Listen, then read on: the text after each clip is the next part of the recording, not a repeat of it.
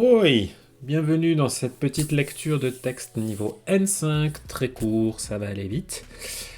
Si vous aimez ce que je fais, cliquez un peu partout, abonnez-vous, soutenez-moi, envoyez des bisous, et je vous le rendrai sous la forme de kanji.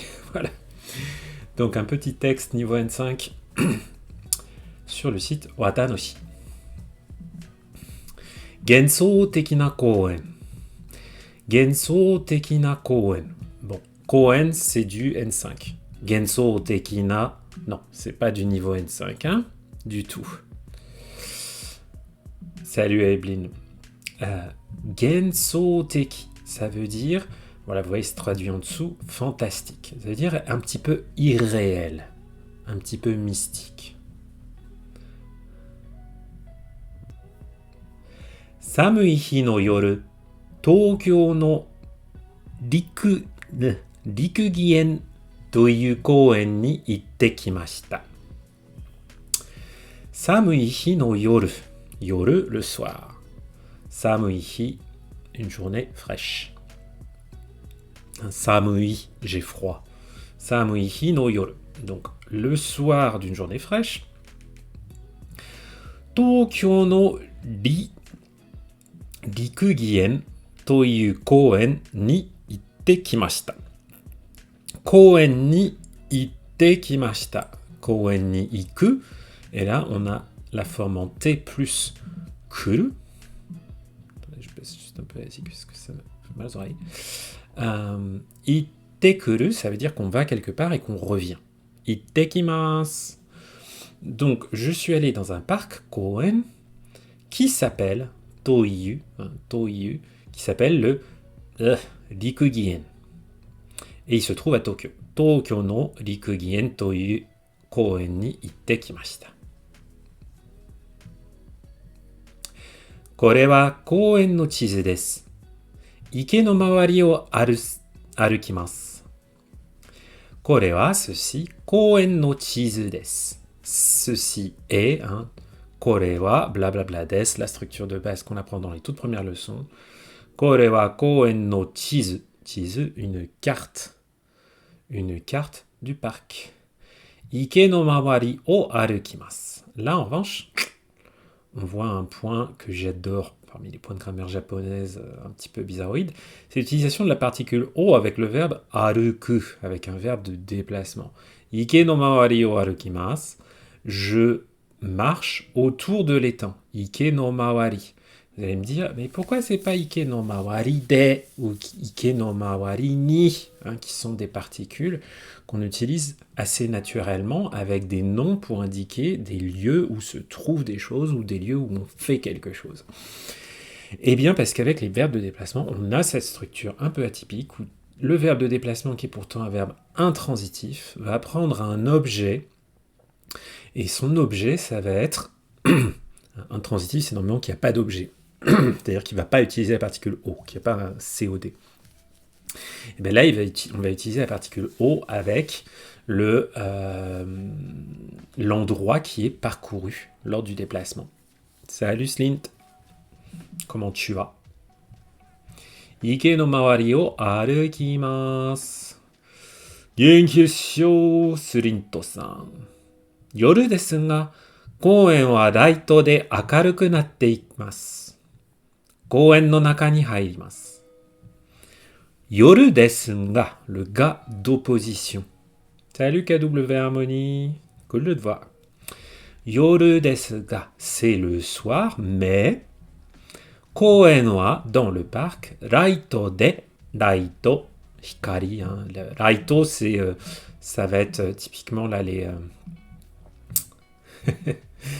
Ça va être typiquement les lumières artificielles. Non, je n'ai pas le pouvoir de nous transférer à mardi, KW Harmonie.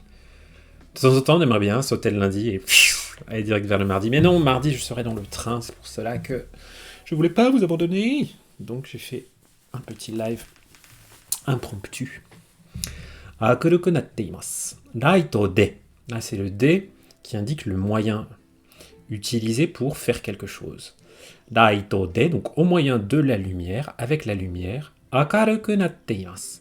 Akarui, ça veut dire lumineux. Akaruku naru, avec natte imasu, ça devient lumineux. Donc en gros, c'est éclairé par des lumières. Des lumières artificielles. Koen no naka ni hairimasu. Koen no naka ni hairimasu. J'entre, entrer, hairu, j'entre à l'intérieur du parc. Koen no naka ni hairimasu. Avec ni qui indique bien la destination, le mouvement, le fait qu'on rentre dedans. Donc pas de koen no naka de hairimasu. Koen no naka de, ça veut dire que j'y suis déjà. Mais koen no naka ni hairimasu, j'y rentre. Totemo kirei desu. 写真を撮っている人がたくさんいます。とても綺麗です。C'est très beau. とても adverbe. とっても、とても綺麗です。写真を撮っている人がたくさんいます。Petite proposition qui vient qualifier 人。写真を撮っている人。Hito des personnes, donc des personnes qui sont en train de prendre des photos. Shashin wo toru, prendre une photo. Shashin wo totteiru, là ils sont sympas, ils n'ont pas mis les kanji parce qu'on est sur le N5. Voilà, mais bon, vous le savez peut-être, le kanji pour prendre une photo versus le kanji pour prendre un objet dans sa main, ça n'est pas le même, même si c'est tous les deux le verbe toru. Il y a pas mal de verbes comme ça qui peuvent s'écrire avec, qui ont des sens très proches. Mais qui en fonction du... Enfin, qui ont la même prononciation, qui ont un sens très proche, mais qui en fonction du kanji qui est utilisé, peut avoir des nuances ou des usages un peu différents. Takusan imasu, iru, exister, être. Takusan imasu, être nombreux. Donc, de nombreuses personnes prennent des photos. Kono shashin wa, watashi ga ichiban suki na basho desu. Totemo gensou-teki desu. Kono shashin wa, cette photo, watashi ga ichiban suki na basho desu. Ah, et là on a une structure plus sympa. Watashi ga ichiban suki na basho. Basho, c'est un lieu, un endroit. Donc c'est le lieu que je préfère. Watashi ga ichiban suki na basho desu. N'oubliez pas, ce qui vient qualifier la chose qui est aimée. Pas la personne qui est en train d'aimer ou quoi que ce soit. C'est pas un verbe, aimer en japonais. Souvent ce que je dis quand on me demande c'est compliqué la grammaire japonaise, je dis le verbe aimer est un adjectif. Voilà, généralement ils se taisent après. Watashi ga ichiban suki na basho, ichiban numéro 1, c'est pour le superlatif. Donc toute cette structure qui permet de dire c'est l'endroit que je préfère. Sous-entendu dans ce parc. Totemo gensou-teki desu. C'est extrêmement mystérieux, c'est extrêmement éthéré, irréel, c'est fantastique, c'est magique, on pourrait dire quelque chose comme ça. Gensou-teki, je laisserai le talent à des meilleurs traducteurs que moi de trouver une expression encore mieux.